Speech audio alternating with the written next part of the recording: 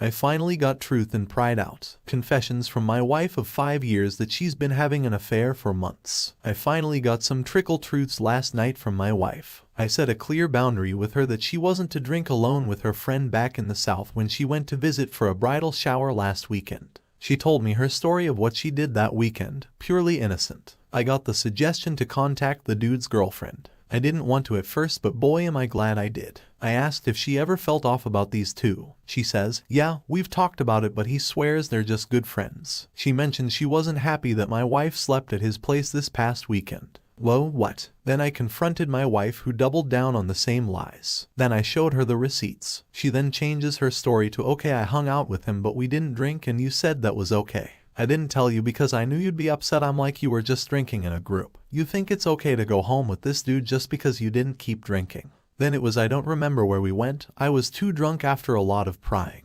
pointing out lies and inconsistencies. It became we kissed. Then we made out for an hour and then I have feelings for him I don't know what to do with, and then we kissed back in November, too. Who knows what she's still hiding, but that's enough for me. I honestly don't see a way out of this that includes us still being married. I left the house and checked into a hotel. I've been having so much anxiety since seeing all the red flags since November. Finally getting some validation after all the gaslighting is a huge relief. It feels 100% better to ask around and risk being wrong and looking like an asshole than to enable the gaslighting and tear apart your mental health while doing it. Alcoholism is a bitch and get some therapy to deal with it, but that's not an excuse for cheating. Update. Though it's still anxiety-inducing, it gets easier every day to talk about being cheated on. Some commented on the original post asking for an update a while back, and I'm at the point now where I can share what happened and what I've learned. Most of this is going to be little nuggets of experience. As of last week and 5 months after filing, I am officially legally divorced. She begged me not to go through with divorce, got therapy to help her with her personal issues,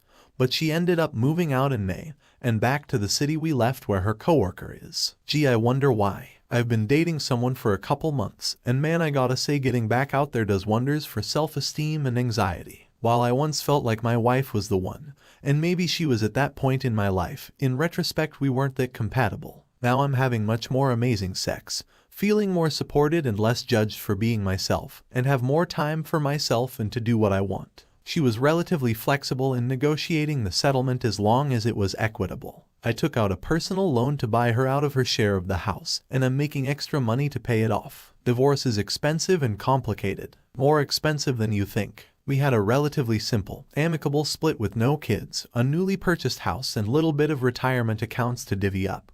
And I still racked up over $10K in legal fees, and it took months longer than I thought it would. I now have so much knowledge about divorce, estate and alimony laws in different states, and I hope I never need to use it again. Prenups may feel icky, but if I ever get married again I'll consider one. Time helps. Every passing day made things a little bit easier to deal with. Therapy also helps. In my case, practicing different meditation techniques with a therapist gave me good tools to bring myself back to center whenever I got pissed off or anxious. Find your support people. I have a friend who had also been cheated on that has been a fucking enlightening bro through this whole ordeal. The other guy's girlfriend was also a great person to talk to and commiserate with. I've definitely learned a bit about human behaviors, and everyone commenting on my posts helped me see what I wanted to ignore. Adults don't get drunk alone together. Adults don't have sleepovers. Adults don't stay up all night with someone unless they wanna fuck. Beware of the trickle truth. Trust your gut. Don't be afraid to raise a little hell to get some answers if something feels off. Talk to her friends and anyone who might be involved. The pick-me dance is real. As soon as you stop letting her have her cake and eat it too, she'll beg and cry and promise to do better. I probably have dozens of other nuggets I've gleaned from this shitty experience, and I'm always happy to share with those interested. Life is messy and people are often shitty, but optimism that things will be better with time is a powerful thing. Expensive Switch 200. This is great, mate. Cheers. Know who you are. 21. The pick-me dance is real. As soon as you stop letting her have her cake and eat it too, she'll beg and cry and promise to do better. Amen. Opus. So many men and women don't want to divorce even when their partner cheats, and I understand that. But so many of them do the wrong things while trying to keep their marriage together. The pick-me dance fails more often than it works. Exposing the affair and standing up for yourself works out much better. One's partner will either get their head out of their ass or they won't. Shining a light on the affair by broadcasting it kills it faster than any other way. So does taking control of the situation. BS need to go on offense, not play defense. The saying that one must be willing to lose their marriage order to save it so true. When a lying cheating partner has to face and deal with consequences, it snaps them out of their affair fog quicker. Many times when their affair partner's spouse finds out, they drop the affair partner as they are focusing on trying to save their own marriage, and then your lying cheating partner finds out how little their affair partner really cares for them.